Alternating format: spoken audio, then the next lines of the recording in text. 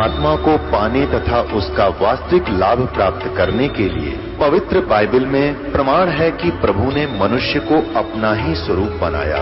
6 दिन में सृष्टि रचकर 7वें दिन विश्राम किया। कुरान शरीफ में प्रमाण है कि हजरत मोहम्मद को खुदा स्वयं कह रहे हैं कि मैंने तुम्हें उस परमात्मा की महिमा बताने के लिए भेजा है।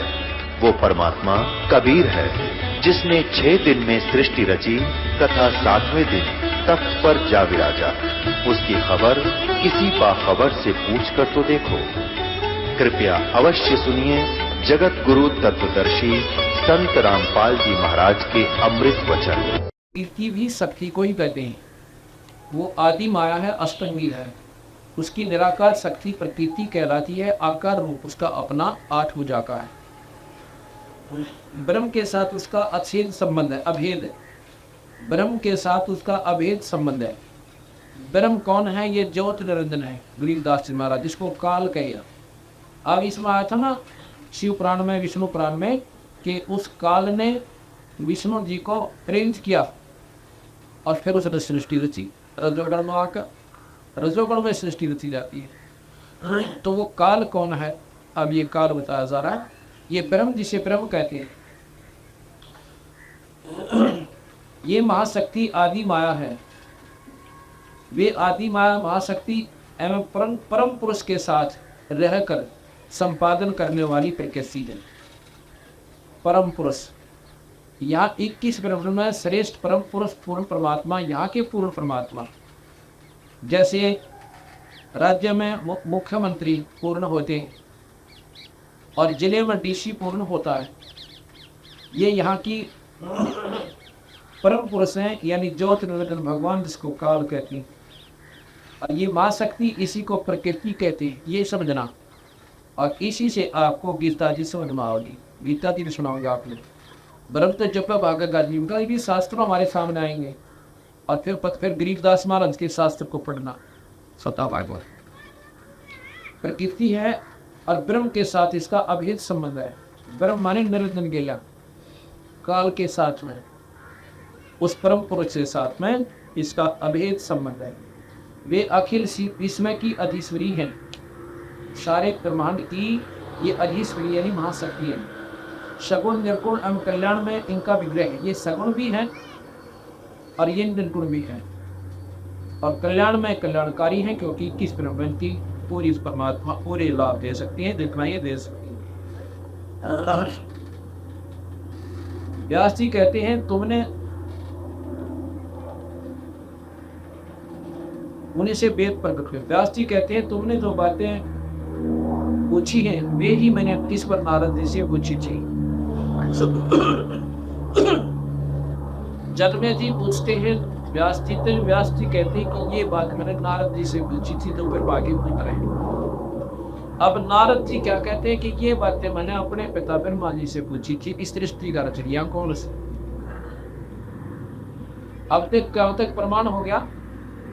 अर्थात ये प्रमाणित बात है कि ऐसे ऐसे रचित भीतर प्रमाणित 4 संतों ने, महर्षियों ने एक प्रमाणित बात को एक ही मानकर स्वीकार किया।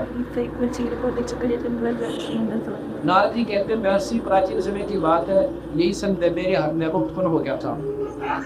तब मैंने अपने पिता अमीन तेजस्वी ब्रह्मा जी के स्थान पर, मैं अपने पिता ब्रह्मा जी के स्थान पर गया, यानी ब्रह्मा लोक में,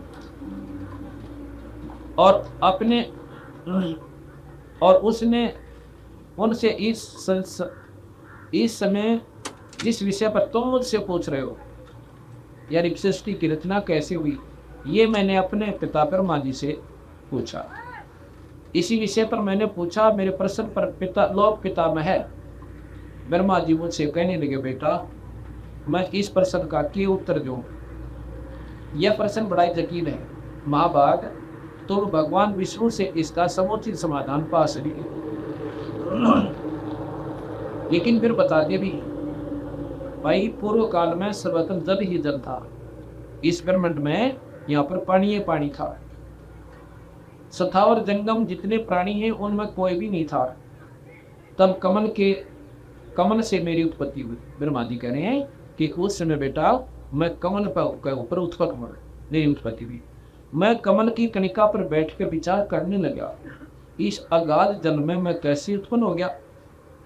यो विचार करके मैं जल में उतरा। 1000 वर्ष तक पृथ्वी का अन्वेषण करता रहा, खोज करता रहा।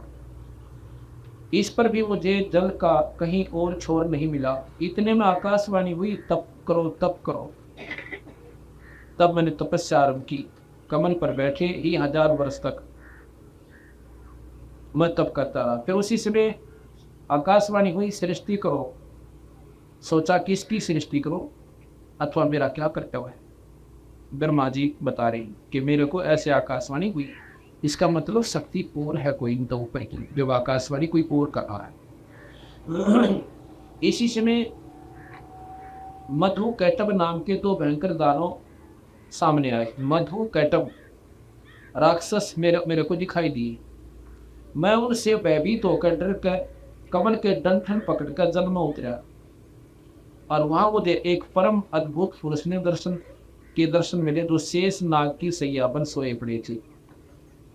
शंख, चक्र, गदा और पद्म इन चारों आयुधों से अनुकूल शोभा पा रही थी। वो कौन थे? भगवान विष्णु थे। ऐसे शेष शाही भगवान विष्णु का मुझे दर्शन हुआ। नारद जी शेष नाग की सैया पर सोए हुए उन प्रभु को देखकर मेरा मन चिंतित हो उठा। इतने में भगवती योग निद्रा याद आ गई, या माई 8 भुजा वाली याद आ गई। मैंने उनका सब भक्ति श्री विष्णु के विग्रह से निकलकर विष्णु के शरीर से बाहर निकली। अब ये ध्यान रखी बात सर, यहाँ पर गरीबदास जी के ग्रंथ साहब को खोलने की चाबी आपको बता रहा हूँ कि ये चाबी ला के देखिए, सारी दर्ज सुनेगा। विष्णु जी के शरीर में भगवती प्रवेश की क्या 8 भुजा वाली आई। जैसे एक शरीर में दूसरी प्रेत आत्मा प्रवेश कर जाती है और उसको मोक्षित कर देती है, अपनी बोली बोलती है। इसी प्रकार ये निरंजन और माया इन ब्रह्मा और विष्णु महेश में बढ़कर प्रवेश करके अपने सारे काम करती है। जो इन्होंने करवाना हो करवाई देती है। तो उसमें ब्रह्मा विष्णु जी की आत्मा तो सूती पड़ी थी और ये उसमें प्रवेश थी, इसलिए निद्रा का रूप बना दिया था। अब देखा कि हमारे पास हजारों केस आए हैं इस दौरान 5 साल के समय में, कि ऐसी प्रेत आत्मा न बिराके के बोलना है और जो बेहोश होकर पड़ी जाओ, और जब वो उसमें से भाग जाती हैं तो पहले आए पूर्व आत्मा जीव नौका नौकनी, वही भाषा बोला, उसके याद भी कोई नाम क्या था मेरे साथ। तो ऐसे ही ये प्रेत, ये विष्णु न इस माई और निरंजन जब चाहे किसी भी प्रविष्ट कर जाती है और उनको मालूम भी ना होता ये कौन था, क्या हो गया। अब ये बात बताई कि उसमें से जब मैंने भगवती को याद किया तो उस विष्णु के शरीर में त्रिविक्रम था, वो 8 भुजा की माता और सामने प्रकट होगी नगर गई।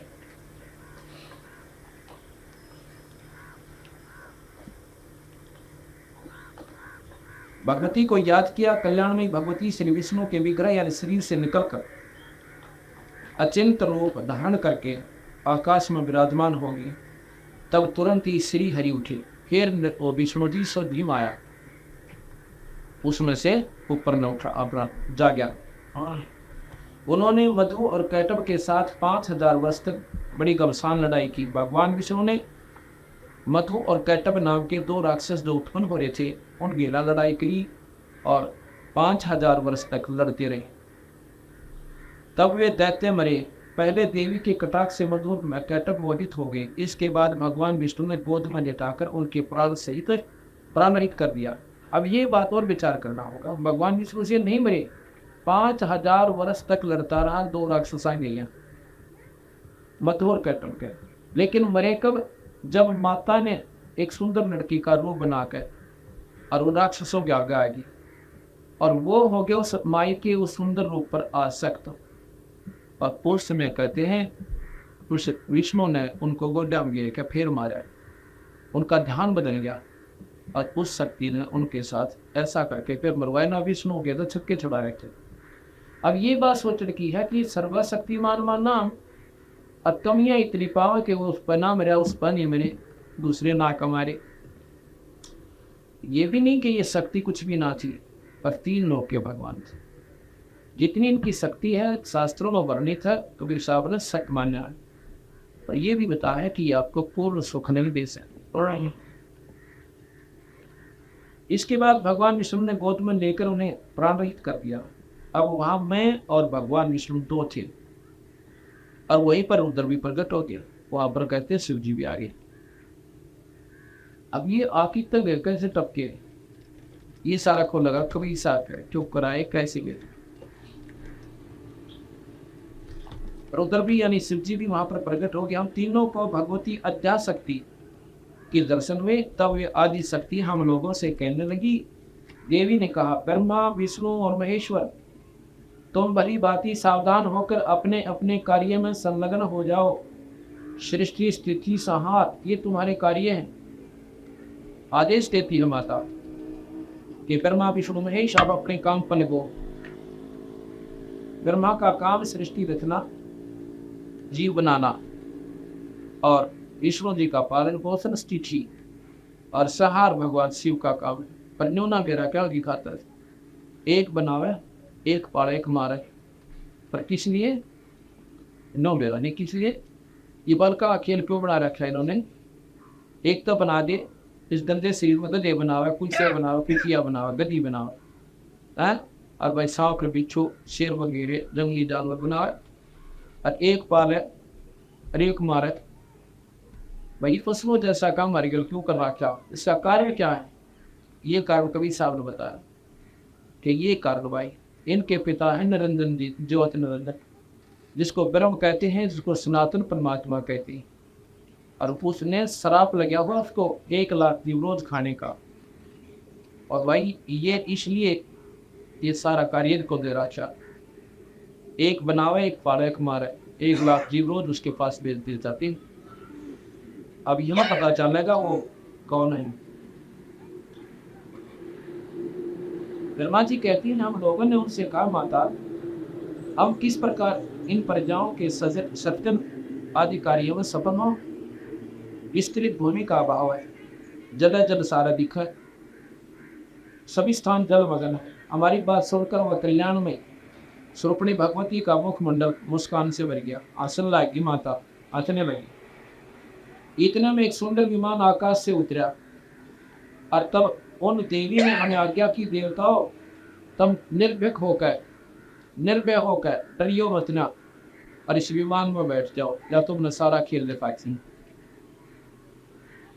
इच्छा पूर्वक निर्भय होकर विमान में प्रवेश कर जाओ। आज मैं तुम्हें एक अद्भुत दृश्य दिखलाती हूँ। उस रतन शरीर विमान पर चढ़कर हम लोग आराम से बैठ गए। ब्रह्मा जी कहते हैं, मन के समान तीव्र गति से चलने वाला वो विमान जिस अपरिचित स्थान पर गया, वहां संपूर्ण फलों से लदे हुए अनेक वृक्ष सुंदर थे। आगे के एक अत्यंत सुंदर नगर दिखाई पड़ा।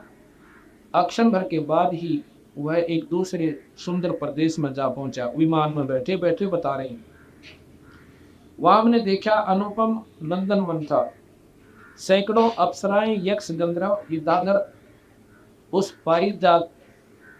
पारिजात के उपवन में गाते एवं विहार कर रहे थे।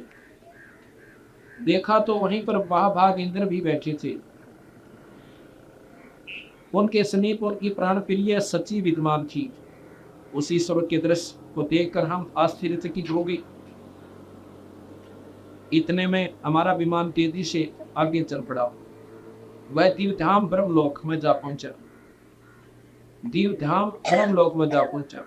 वहां दूसरे ब्रह्मा विराजमान थे। उन्हें देखकर भगवान शंकर विष्णु ने मुझसे पूछा कि चतुरानंद, ये अविनाशी ब्रह्मा कौन है? अब ये बात और देखना, दिव्यधाम परम धाम ये ब्रह्मलोक है। इनका जो दिव्यधाम और ब्रह्मलोक जैसे राजधानी, ये इनकी ब्रह्मलोक है। और ब्रह्मलोक है विष्णु का लोक। शिव क्या नाम है? निरंजन का लोक है, काल का लोक है। वहां एक दूसरे ब्रह्मा विराजमान थे। तो मैंने उत्तर दिया कि मुझे कुछ नहीं पता, सृष्टि के अधिष्ठता ये कौन है। इतने में मन के समान तीव्र गति से विमान तुरंत वहां से चलकर कैलाश के स्वर्णिम शिखर पर जा पहुंचा। वहां विमान के पहुंचते ही एक भव्य भवन में त्रिनेत्रधारी भगवान शंकर और मिले। एक शंकर जी तो विमान में बैठा और उसने एक और पाया करा गया। वो कैलाश पर्वत पे 3 नेत्रों वाला, वे नंदी वृक्ष यानी बैल पर बैठे थे। नारद उस समय भगवान शंकर तथा उनके अन्य गणों को देखकर हमारे आश्चर्य की सीमा ना रही। एक शिव जी विमान में बैठा है, दूसरे शिव जी को और देख रहे। अक्टूबर के बाद वह विमान उस शिखर से भी पवन के समान तेज से उड़ा और वैकुंठ लोक में पहुंच गया। वहां भगवती लक्ष्मी का विलास भवन था। बेटा नारद, वहां मैंने जो संपत्ति देखी इसका वर्णन करने में भी असंभव है। दूसरे विष्णु जी के पास फिर पहुंच गए। एक विष्णु जी विमान में है और एक के लोक में पहुंच गए। वही विमान से तीनों देवता ब्रह्मा विष्णु ये सोचना ही आपने। ये बताएंगे कभी सावन जाति का शास्त्र कि ये कौन सा वो दूसरे ब्रह्मा जी और कौन ये ब्रह्मा।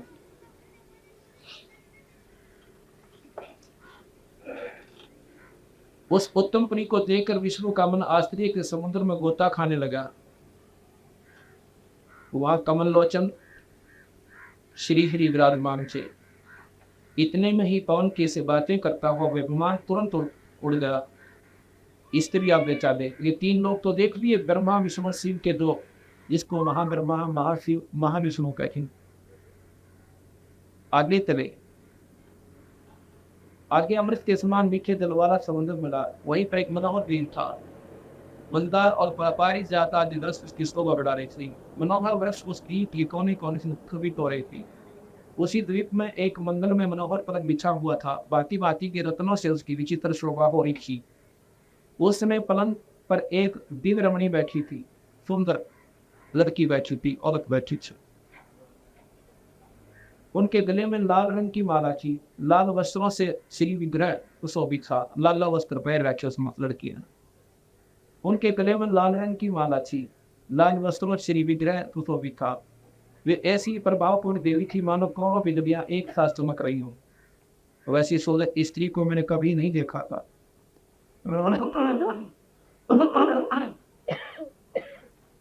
पास में अनेकों साधक बैठकर हरियम इस मंत्र का जप कर रहे थे। भुवनेश्वरी महेश्वरी आदि नामों से अर्जय नंदों करने वाले देव कन्या चारों में बैठी थी। उन्हें देखकर हम भी महान आश्चर्य में पड़ गए। आपस में कहने लगे, यह सुंदरी कौन है और इसका क्या नाम है? हम इसके विषय में बिल्कुल नहीं अनभिज्ञ हैं, हम नहीं जानते। नारद, तब भगवान विष्णु ने उन चारों सिंहिनी भगवती को देखकर विवेक पूर्वक निश्चय कर दिया कि ये भगवती जगदम्बा है, जगदम्बिका है। तब उन्होंने कहा कि हे भगवती, हम सभी की याद कारण हो, आदि कारण।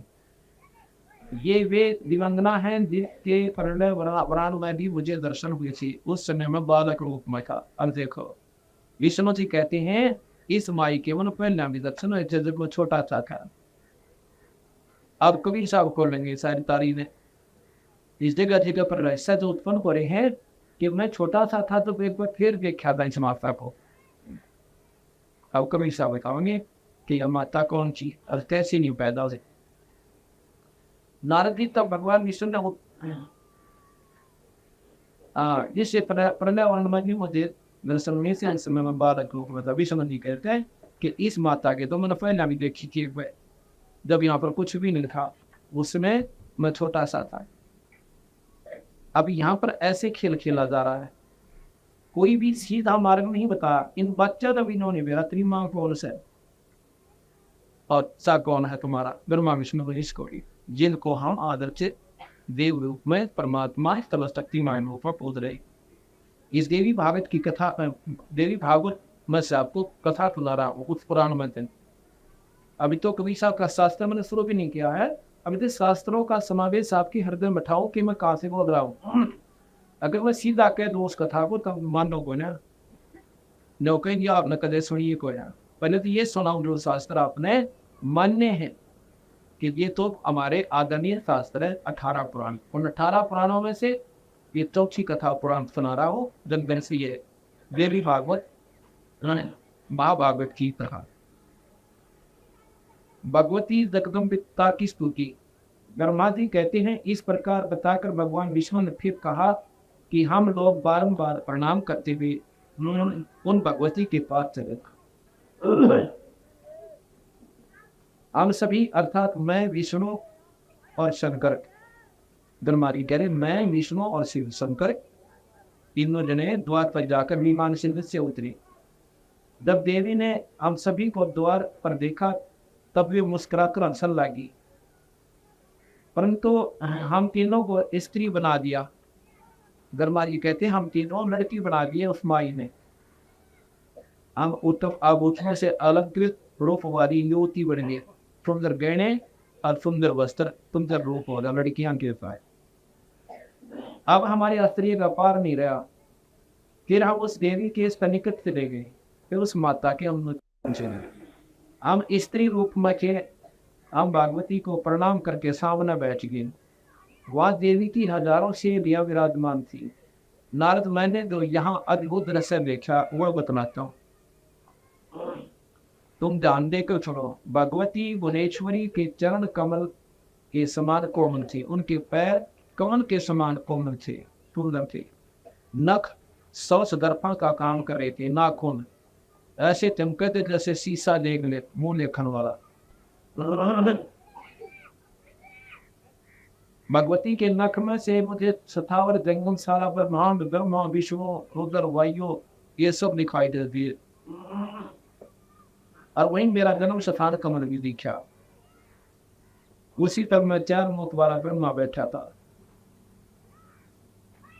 शेष शाही भगवान विष्णु भी दिखाई दिए, उसके लाखों में जैसे दर्पण में दिखा रहे। यानी ये सारी चीज खींचे ऑलरेडी, और ये दिखाई देगी नाखून के माँ का, वो ब्रह्मा की दिखाई दी।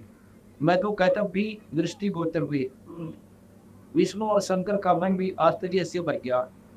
तब मैं, विष्णु और ब्रह्मा, विष्णु, शिव तीनों ने मान लिया ये देवी आखिर जगत की जननी है।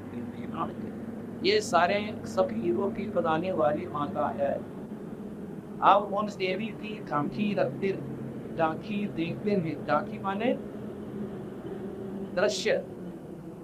जैसे 26 जनवरी पर एक झांकी निकाली जाती है राज्यों की नारी नारी, और उनको उस जन्नत को देखा, उसमें उस राजे की उत्तम वस्तु उसमें उपलब्ध होती। या कहते मैं उस हवा माता के लौट की झांकी देखते हैं। इतने में पूरे 100 वर्ष व्यतीत हो गए। स्त्री वेश में परिणित श्री विष्णु ने समय अनुसार उन भगवती को की स्तुति आरंभ की। औरत के रूप में ही औरत बने बने भगवान विष्णु ने माता की स्तुति शुरू कर दी। भगवान विष्णु बोले हे प्रकृति देवी को नमस्कार हो। अब देखो ये बात सुना, ये प्रकृति कौन है? या गीता जी नहीं सुनाऊंगा आप जब पेटा भरेगा कभी करते। ये सारे शास्त्रों के ज्ञाता थे। प्रकृति देवी के को नमस्कार हो। और महर्षि दानव कहते हैं कि क्या 3 चीज अनादि है, प्रकृति, भगवान और जीव। उन प्रकृति का अपना मेरा को किसे कहते हैं? निर्गुण रूप को मानना, सर्वगुण को नहीं मानते हुए।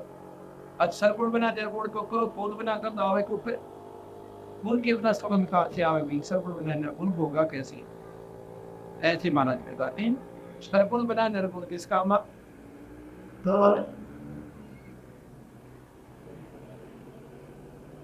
अब वृक्ष जो है आम का पौधा निर्गुण रूप में आम के बीज में है, तो उस निर्गुण में कहता हूँ तो सर्वगुण बना तालाब दे। आम की उस बीज से वो सर्वगुण आम का पौधा हो गया, और फिर वो आम बहुत से लंबत होता हमने लाभ हो। और निर्गुण आम ने क्या करेंगे भैया? उस निर्गुण भगवान का हमें क्या लाभ हो जाता है? हमें तो सर्वगुण परमात्मा सामने आकर जब बात पड़े, अब वो परमात्मा संत के माध्यम से आते हैं। भगवान बोले प्रकृति देवी को नमस्कार हो, जो कल्याण में स्वरूपणी है, मनोरथ पूर्ण करने वाली है, वृद्धि अवश्य सिद्ध स्वरूपा है, और भगवती को बारंबार नमस्कार हो। तुम्हारे बनाए हुए जितने भी भवन है, तुम्हारे इस शक्ति संपन्न नख दर्पण में हमें झांकी मिली। क्या आपके नाखून में हमने सारा चीज देख लिया, हम भी उसमें थे, और आप सारा ब्रह्मांड आपके नाखून में दिखाई दिया। तुम महाविद्या स्वरूपणी हो, तुम्हारा विग्रह कल्याण में हो, तो संपूर्ण मनोरथ पूर्ण कर देती हो। मैं बार बार तुम्हारे चरणों में मस्तक झुकाता हूँ, ईश्वरी करें। भगवान शंकर बोले हैं देवी, यदि महाभारत विष्णु तुम्ही से प्रकट हुए हैं, तो उनके बाद उत्पन्न वाले ब्रह्मा भी तुम्हारे पाए। इसलिए संपूर्ण संसार की सृष्टि करने में तुम बड़ी चातुर हो। माता पृथ्वी जल पवन आकाश अग्नि गाने के लिए करने के लिए बोली अनंकार ये सब तुम ही हो। इस चराचर जगत की तुम ही बनाती हो, तुम ही बनाती हो। माता ब्रह्मा विष्णु और महेश का रूप धारण करके तुम ही इंसान की रचना करती हो। ब्रह्मा जी कहते हैं अद्भुत भगवान शंकर की ये बात की करने पर भागवती स्वीकारने नरवाण मंत्र का शपथ कर महादेव की वो अपार पद्धति के तहनों में मस्तक झुकाकर वे वहीं बैठ गए। वे भी महामाया जगदम्बी की कातिल चरणों पर गिर पड़ा। मैं भी, ब्रह्मा जी कहते हैं मैं भी भगवान भगवती जगदम्बिका यानी उस माया के चरणों में, भगवती के चरणों में मस्तक झुकाकर मैं भी वहीं बैठ गया। महादेव जी वहां बैठ के मैं भी मामा जगदम्बिका के चरणों पर गिर पड़ा और मैंने उनसे कहा माता तो अखिल जगत की सृष्टि करने वाली शुद्ध रूपा स्वरूपा हो, भवानी तुम एक हो, अजा शक्ति हो, संपूर्ण स्वतंत्र वेदों ने तुम्हारा योग ज्ञान करा है।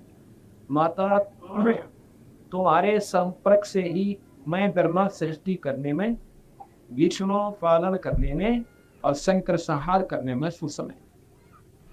अब क्या कहते हैं ब्रह्मा जी कि मैं तो सृष्टिकरण में और विष्णु पालन करने में और ग्रंथ शिव ही मार्ग में आपकी शक्ति से ही हम कामयाब। यदि आज तुम्हारे से अलग हो जाए तो हम सबकी शक्ति कुंठित हो जाए। अगर आप हमारे से दूर हो जाओगी, अगर हमारे वो शक्ति प्रवेश नहीं करोगी तो हम कुछ भी कोना। अब ब्रह्मा जी एक अजब प्रश्न पूछा है, ये और आप ध्यान रखना, ये 5 दिन का सत्संग इसी के आधार पर हमारा चलेगा।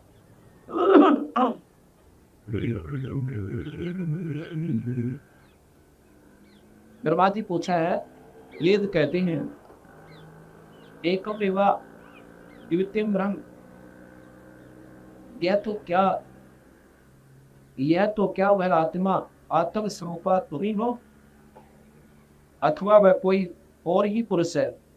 मेरे इस संदेह को दूर करने की कृपा करो। किसी महान पुण्य के प्रभाव से ही मुझे आप तुम्हारे चरणों की सेवा सुलभ है। तुम स्त्री हो या पुरुष हो? माता से पूछा, आपने लिखा है वेद में कि वो ब्रह्म एक ही ब्रह्म है या एकम एवा द्वितीयम ब्रह्म? इस उत्तर का प्रश्न का उत्तर मांगते हैं ब्रह्मा जी कि तुम स्त्री हो या पुरुष हो या ब्रह्म और तुम एक ही हो या नारी हो। यह रहते भी मुझे साथ विष्णु वृत्ति कर पापन के बताओ दिन काटे का स्वर्ण। ब्रह्मा जी कहते हैं इस प्रकार मैंने भगवती जगदम्बिका से विनय पूर्वक पूछा। वे मधुर बारी में मुझे कहने लगे।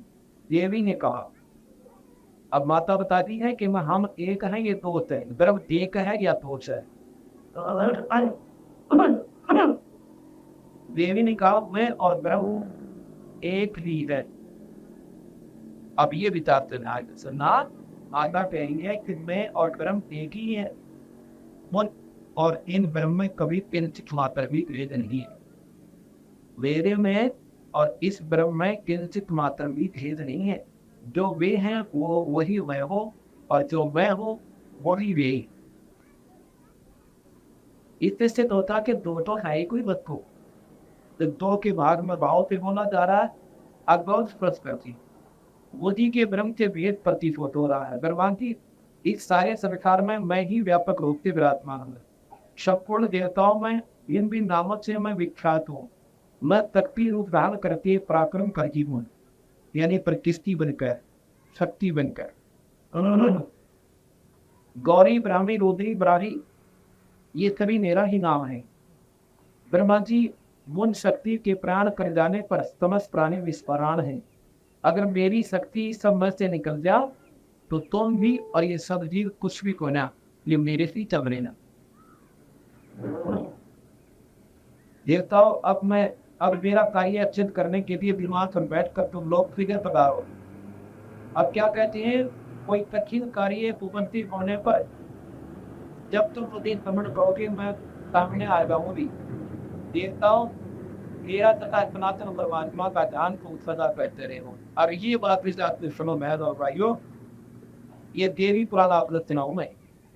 अब ये संदेश में विशा जी मैं प्रमाण दूंगा आपको, वो सनातन परमात्मा कौन है। देवी कहती है, देवताओं मेरा तथा सनातन परमात्मा का ध्यान तुम सदा करके रहना। मेरा और ब्रह्म का उस निरंजन को तो सदा याद रखिए। तीनों देवताओं को कहती है ब्रह्मा विष्णु में तो मेरा, मैं तुम्हारी मां और वो तुम्हारा पिता, इन दोनों का तो पूर्ण ध्यान से समझ करते रहना। और हम दोनों के समझ करते रहोगे तो तुम्हारे कार्य से बढ़ने में तीर्थ खातनी संदेह नहीं रहेगा। और तुम्हारे पर कोई कठिन कार्य उपस्थित हो जाए तो तुम हमें सुमय करोगे, तब मैं सामने कर पाऊंगी।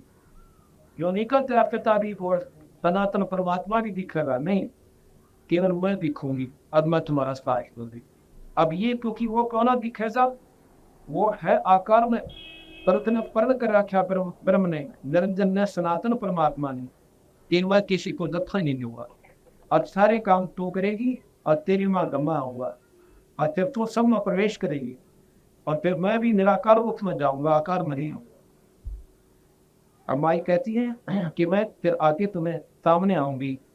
देवताओं मेरा तथा सनातन परमात्मा का, मेरा तथा यानी दो हो गए, मेरा और तथा सनातन परमात्मा का नाम को सजा करते हैं।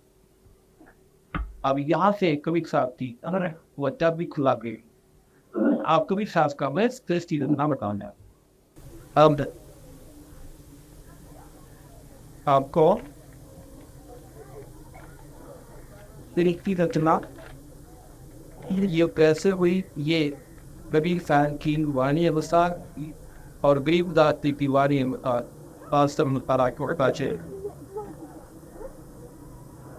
अब आपने देखा सुना,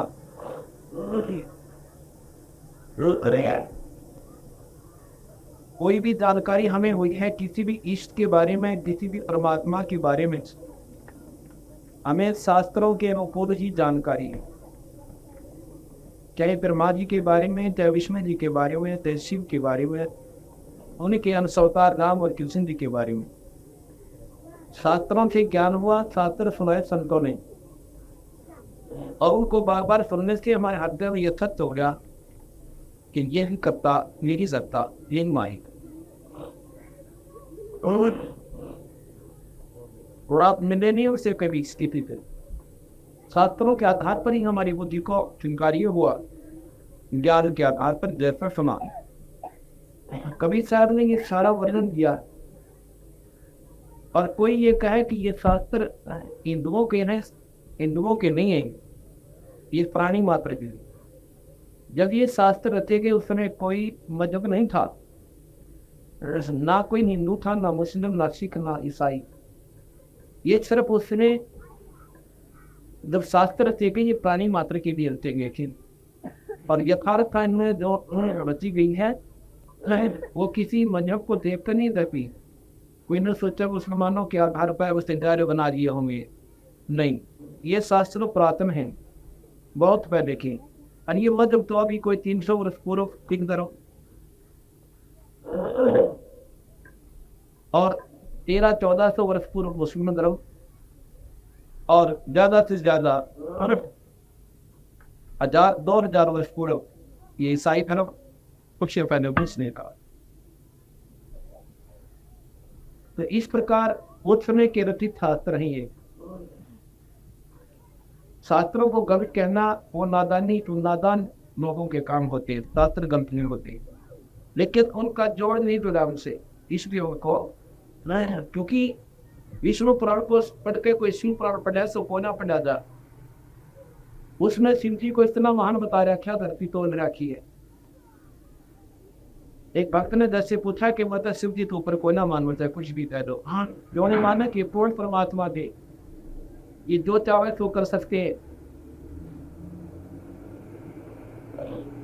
मैं बोला देखो भाई,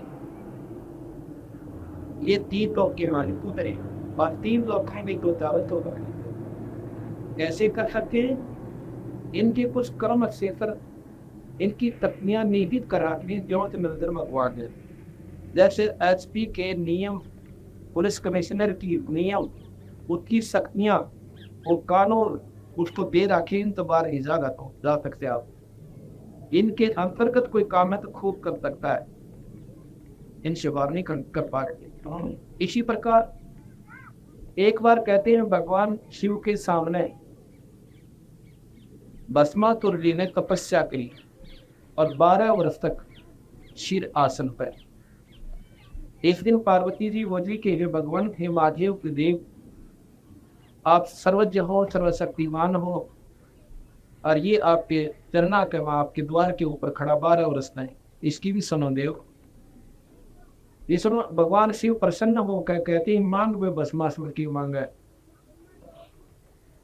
अब इतनी बुढ़ाई सुने पाचत आदमी पाटन न हो जा। पार्वती ने गाय गुण, तुम महादेव के देव हो, तुम तो सर्वशक्तिमान हो, सर्वज्ञ हो, आप कुल धनी हो, जो चाहो सो दे सकते हो, जीव के कल्याण कारक हो। और अब शिव जी ने सोचा तब बात बिगड़ जाएगी, इस बार जो इसको वचन पार्वती मांग भाई, क्या मांगता है तू? भस्मासुर बोला कि महाराज जी वचन बंद हो जाए, नो ना मांगो। हो गया भाई, वचन मत हुआ, मांगो क्या मांगते हो? क्यों भस्म करना दे। अब काट के पकड़ा दिया को कर डाल। अब बचा रहे जान, बचा रहे उतना जान तो मारूंगा। क्यों मारूंगा? पार्वती को पत्नी बनाऊंगा और तन्ना खत्म करूंगा। अब गरीबदास जी कहते हैं ऐसे कुटिल जीव घर, ऐसे कृत ज्ञानी जीव कर्माई, और मस्ता को तो पत्नी ठहराई। ऐसे नीच भस्मासुर कि अपनी माँ को पत्नी बनाने की खातिर 12 वर्ष तक तप किया। और भाई भगवान शिव जी ने बिना बेरा पटाए को बुद्धि के सोच रहा मन में, इस सर्वशक्तिमान कितना हो गया। मैं भाई ये पूछो तेरे भाई, यह बात यहाँ पर आकर जब डंडा लग गया ना 30 तरले बात में, जब बुद्धि कुछ ठिकाना लग गया। अच्छी बात तो ये मोटी हो, ये भी शास्त्रों में, कोई बात से नहीं बोल रहा मैं। तो शिव जी आगे आगे और भस्मासुर पीछे पीछे। भस्मागिरी नाम था उनका। भस्मासुर तो बाद में कहा जब उसने ये जुल्म कर दिया। अब आजा जाओ, आकाश में गया। अब सिर दीते तब से फिर दी भस्मासुर में आ गई। आकाश में की गीताओं से तो बढ़ने जो आकाश में सकते हैं।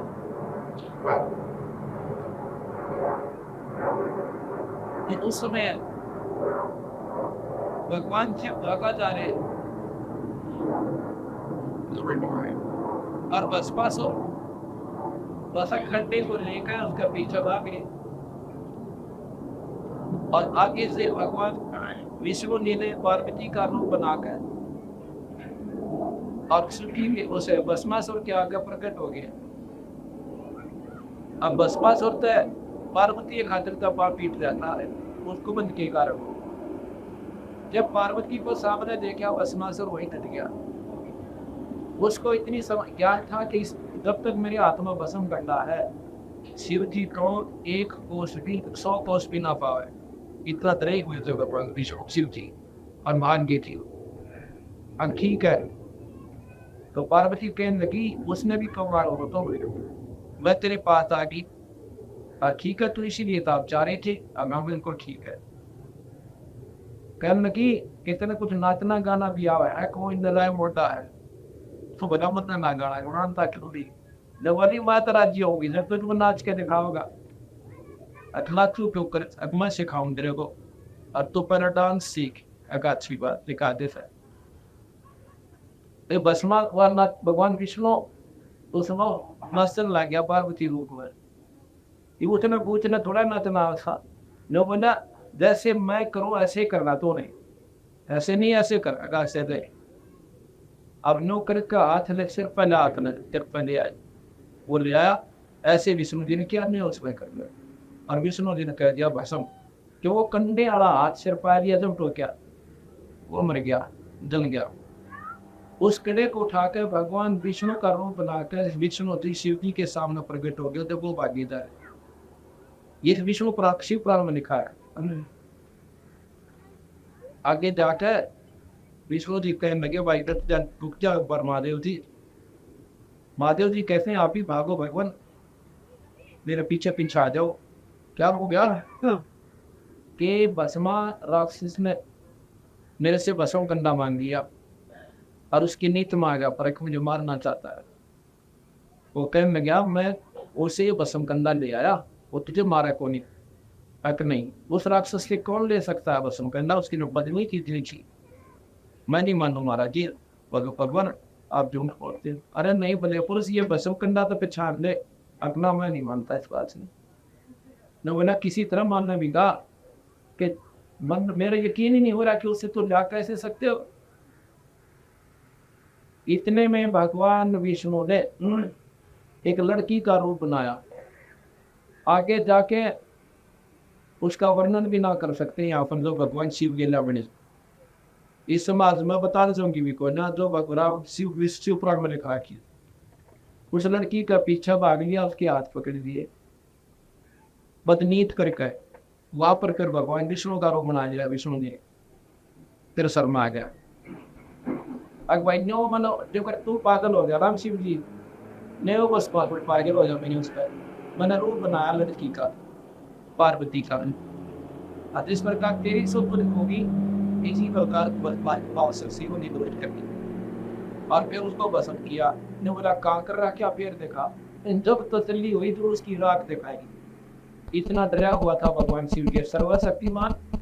उस सर्वशक्तिमान ने नो कोई ना मेरा पिता गरीबदास जी के है कि इस बात से उसके मन में क्या है, और फिर सर्वशक्तिमान को ऊपर भस्म करके क्या असर करे भाई। अब इसमें सेट करा इतना और खा दे, दूसरी बात है अभी इन बातों को विचार करना पड़ेगा। कोई बुराई नहीं कर रहे हम, बुराई तो जब हो आम ने हम अमरूद बतावा, पर अमरूद को कोई आम कहे हम आम कहने, अभी अमरूद है आम नहीं है, तो उसको बुराई तो वो जानेगा जिन्हें का मेरे आम न दिख रहा है, इसको बालून बना अन तो है पर आम ना कह भाई, अमरूद है आम नहीं है। अर्थात ये भी भगवान है पर भाई पूर्ण नहीं है, ये तीन लोग की। अब हम आपको सृष्टि रचना सुनावे। गरीबदास जी महाराज की एक आरती है, अतली आरती अदल पठाओ, योगन योगन का लेखा लो। जादिन नाथे पिंड नहीं प्राणा, नहीं पानी पवन जमी आसमाना। कच्छ मच को हम नहीं गाया, चंद सूरज ने दीप बनाया। ये कुछ भी ना ना चांद थे ना सूरज।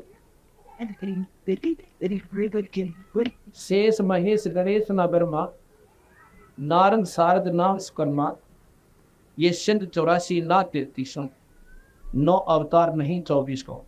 5 तत्व नाही गुण तीना, नाद बिंद नाही घट सीना। ये चित्रगुप्त ना कर्तरमबाजी, धर्मराय ना पंडित का। भाई दो कार अनंत युग बीते, जातिद कागज का गिनती फिर। जातिद फिर कहते हैं कि आप कहाँ थे फिर, या कुछ भी नहीं था तो आप कहाँ थे। जातिन थे हम तख्त खवासा, कल के पाती सेवक दाता। संख युगन पर लो परवाना, सतपुरुष के संग आना। दास गरीब कबीर का चेहरा, हमारा सत्यलोक अमरा पड़ेगा, हम सतलोक में रहते। और वहीं पर कबीर भगवान पूर्ण परमात्मा हमारे के ये अनंत कोटि ब्रह्मांड का एक रतीन ही भार और सतगुरु पुरुष कबीर हैं, ये कोई के सर्जनहार। अब कबीर साहब को हम सिर्फ एक दुलाहा दृष्टि से देखते हैं, दृष्टिकोण से, इसलिए हम उनसे वैसे ही मन नकारा कर देता है कि वो क्या होगा भगवान होगा दत्ता नहीं तेरे अंदर का। क्या भगवान भाई मुकुट बांध के और कीर लेकर भगवान बना कर। अगर कीरों से भगवान बनता हो और दुनिया को मार काटने तो भगवान बन ही स्वीकार्य हो, फिर तो भगवान ने भाई उस भगवान ने तो उन्हें बैठे बटंदा पड़ गया हो सकता है, तीरा नहीं हो सकता है कोई। वो तो एक मिनट में काम करेंगे सबका। ये तो इनकी कुछ और पावर है। ये हथियारों वाले भगवान जो हैं ये पुलिस में समझ लो SP लेवल है। इनकी कार्य क्षेत्र है कि को बकवाद ग्रह नगर दे, उनको दे रखी है जो सामाजिक तत्व सामाजिक तत्वों को दुखी करते हैं, उनका गबार बगा खत्म करते हैं। जैसे फसल को के अंदर झाड़ दनकार पैदा हो जाते हैं, सो को निकालने की खातिर की खेल पर औजार प्रयोग करता है। इसी प्रकार उनकी ड्यूटी है। अब यहाँ पर है कि पहले कुछ भी नहीं था,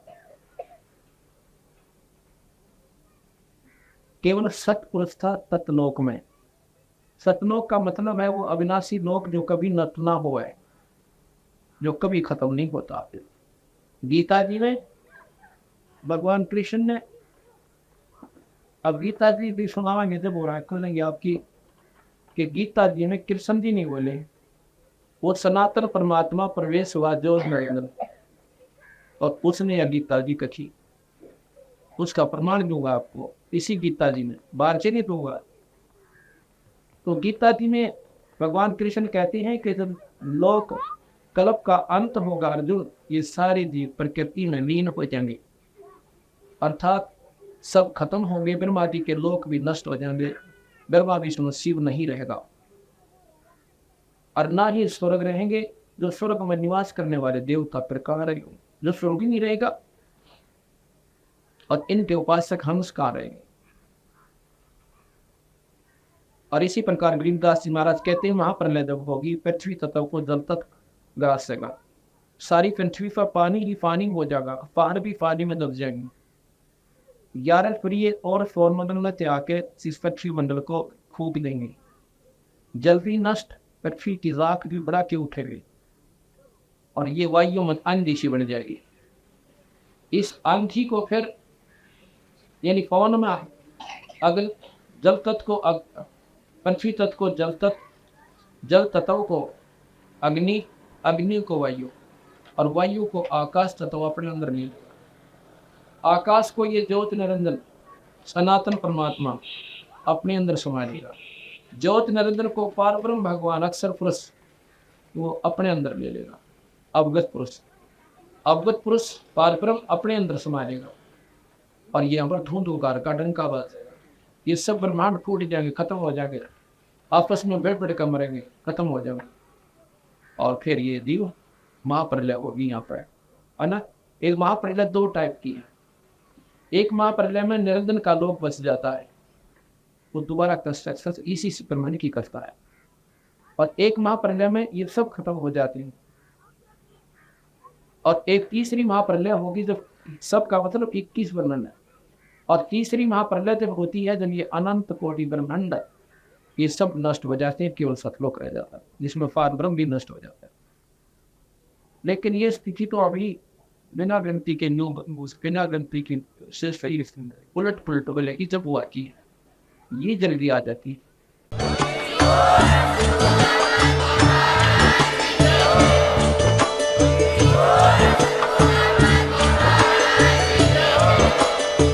सुन रहे थे जगत गुरु तत्वदर्शी संत रामपाल जी महाराज जी के मंगल प्रवचन। अधिक जानकारी के लिए विजिट कीजिए हमारी वेबसाइट www.jagatgururampalji.org। संत रामपाल जी महाराज जी के शुभ आशीर्वाद से पूरे विश्व भर में 500 से भी ज्यादा नाम दीक्षा केंद्र हैं, जिन पर संत रामपाल जी महाराज जी द्वारा ऑनलाइन निःशुल्क नाम दीक्षा दी जा रही है। अपने नजदीकी नाम दीक्षा केंद्र का पता करने के लिए संपर्क करें 8222880541।